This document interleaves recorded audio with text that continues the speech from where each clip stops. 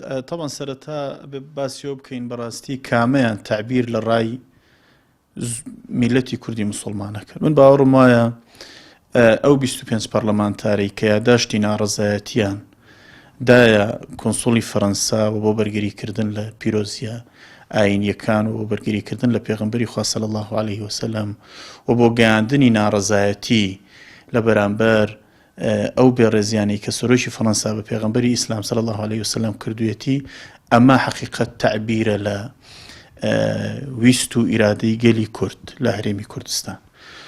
و بە دڵنیاییەوە ئەگەر ئێستا ڕاپرسیە بکرێ ئیستیفتایە بکرێ لە نێو خەڵکی کوردستاندا من زۆر بە دڵنیاییەوە دەڵێم کە خەڵکی کوردستان ئەم 25 پەرلەمانتارە بە نوێنەری ڕاستەقینەی خۆیان نەزانن. ئەمە یەک. دوو، زۆر گرنگە ئێمە بزانین فەرەنسا ڕێز لە چی ئەگرێ. من پێم وایە فەرەنسا و گەلی فەرەنسا و حکوومەتی فەرەنساش ڕێز لە خەڵکێکە کرێ کە ڕێز لە ئاینی خۆیان بگرن، کە ڕێز لە پیرۆزیەکانی خۆیان بگرن. من پێم وایە 25 پەرلەمانتارانە ئازایانە بەرگریان لە ئاینی خۆیان کرد و بەرگریان لە پێغەمبەری ئیسلام کردووە و ئەوان گەلێک کە یا با بڵین خەڵکێک نەتوانێ ڕێز لە پیرۆزیەکانی خۆی بگرێ، ڕێز لە ئاینەکانی خۆی بگرێ، نەیارەکانیشی ڕێزی ناگرن. ئەمێنێتەوە بڵین کە کۆمەڵی ئیسلامی بە تاکید کۆمەڵی ئیسلامی پشتیوانی و 25 پەرلەمانتارەکە و باوەڕمان وایە کە ئەمان تعبیرن لە ڕای ئێمە و لە ڕای زۆرینەی هەرە زۆری خەڵکی مسلمانی کوردستان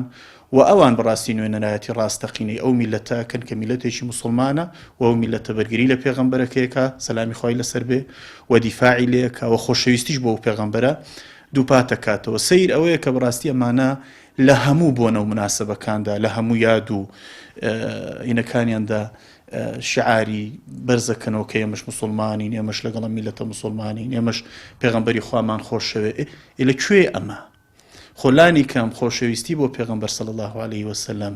خۆشەویستی بۆ دین مسلمانێتی ئەبێ لە هەڵوێستدا ڕەنگ بداتەوە و ئەبێ ئەم بەڕێزانە ینی ئەقەلی هەڵوێستیان ئەوە بێ کە ینی لە مناسبەیەکی ئاوادا بەرگری لە پێغەمبەرەکەیان بکەن، بەرگری لە پێغەمبەرێک بکەن کە پێغەمبەری ئەم زۆرینێ. ئەم پەرلەمانە ئەو ئەم سەرۆکایەتیە بێت تعبیر وێ لە کۆی پەرلەمان و بۆیە ئەوان ئەسڵەن بە پێچەوانەوە ئەم 25 پەرلەمانتارە یاداشتیان بە ناوی خۆیان داوە، بەڵام چێڕی بۆوان داوە بە ناوی هەموو پەرلەمانەوە و بە ناوی زۆرینەی گەلی کوردەوە ئەمەڵوێستە بە دەوڵەتی فەرەنسا بگەێن.